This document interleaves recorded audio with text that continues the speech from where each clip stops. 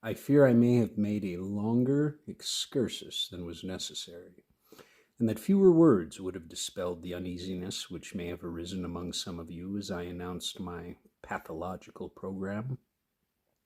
At any rate, you must all be ready now to judge the religious life by its results exclusively, and I shall assume that the bugaboo of morbid origin will scandalize your piety no more. Still, you may ask, if its results are to be the ground of our final spiritual estimate of a religious phenomenon, why threaten us at all with so much existential study of its conditions? Why not simply leave pathology question out? To this I reply in two ways. First, I say, irrepressible curiosity imperiously leads one on.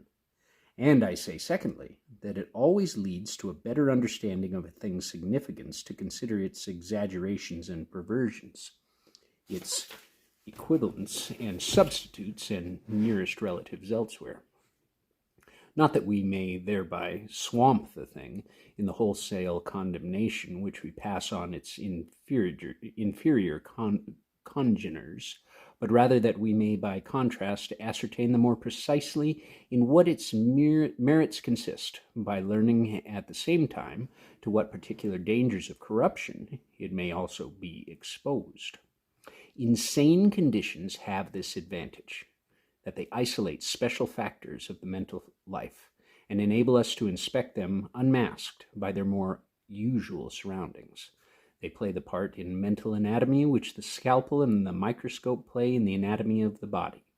To understand a thing rightly, we need to see it both out of its environment and in it, and to have acquaintance with the whole range of its variations.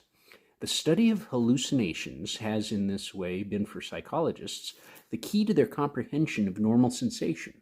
That of illusions has been the key to the right comprehension of perception.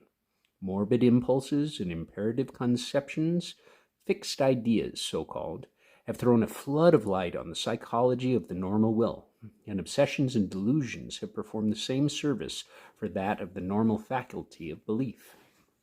Similarly, the nature of genius has been illuminated by the attempts, of which I already made mention, to class it with psychopathical phenomena, borderland insanity, crankiness, insane temperament, loss of mental balance, psychopathic degeneration, to use a few of the many synonyms by which it has been called, as certain peculiarities and liabilities which, when combined with a superior quality of intellect in an individual, make it more probable that he will make his mark and affect his age than if his temperament was less neurotic.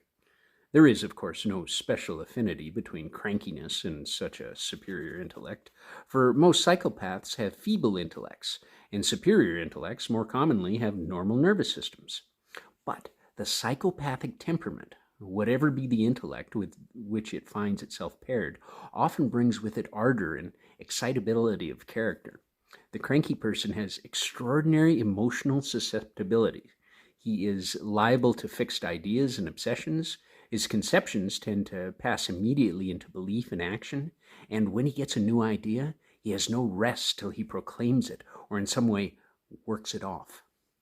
What shall I think of it? A common person says to himself about a vexed question, but in a cranky mind, what must I do about it?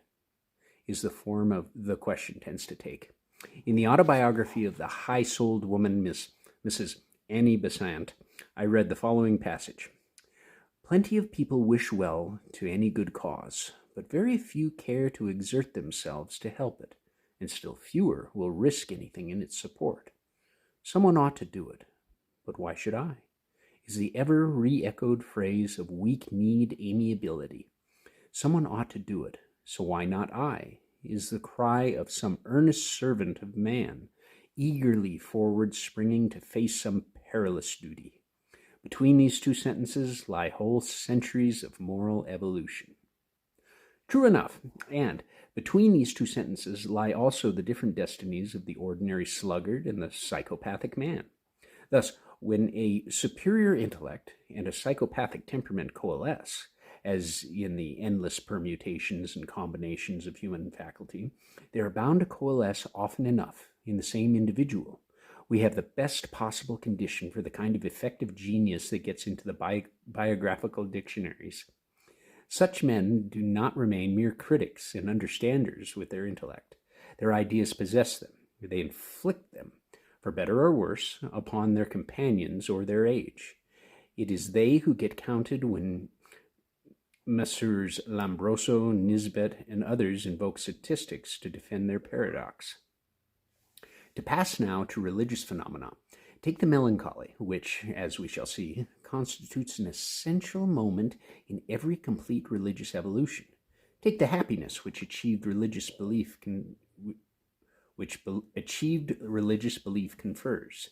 Take the trance-like states of insight into truth which all religious mystics report. These are each and all of them special cases of kinds of human experience of much wider scope. Religious melancholy, whatever peculiarities it may have qua religious, is at any rate melancholy. Religious happiness is happiness. Religious trance is trance. And the moment we renounce the absurd notion that a thing is exploded away as soon as it is classed with others, or its origin is shown, the moment we agree to stand by experimental results and inner quality in judging of values, who do not see that we are likely to ascertain the distinctive significance of religious melancholy and happiness, or of religious trances, far better by comparing them as conscientiously as we can with other varieties of melancholy, happiness, and trance, than by refusing to consider their place in any more general series, and treating them as if they were outside of nature's order altogether. I suppose that the course of these lectures will confirm in us this supposition, as regards the psychopathic origin of so many religious phenomena. That would not be in the least surprising or disconcerting, even were such phenomena certified from on high to be the most precious of human experiences. No one organism can possibly yield to its owner the whole body of truth. Few of us are not in some way infirm or even diseased, and our very infirmities help us unexpectedly. In the psychopathic temperament, we have the emotionality which is the sine qua non of moral perception. We have the intensity and tendency to emphasis which are the essence of practical moral vigor. And we have the love of metaphysics and mysticism which carries one's interests beyond the surface of the sensible world. What, then, is more natural than that this temperament should introduce one to regions of religious truth, to corners of the universe, which your robust Philistine type of nervous system, forever offering its biceps to be felt, thumping its breast and thanking heaven that it hasn't a single morbid fiber in its composition, would be sure to hide forever from its self-satisfied possessors. If there were such a thing as inspiration from a higher realm, it might well be that the neurotic temperament would furnish the chief condition of the requisite receptivity. And, having said this much, I think that I may let the matter of religion and neuroticism drop. The mass of collateral phenomena, morbid or healthy, with which various religious phenomena must be compared in order to understand them better, forms what in the slang of pedagogics is termed the apperceiving mass, by which we comprehend them. The only novelty that I can imagine this course of lectures to possess lies in the breadth of the apperceiving mass. I may succeed in discussing religious experiences in a wider context than has been usual in university courses.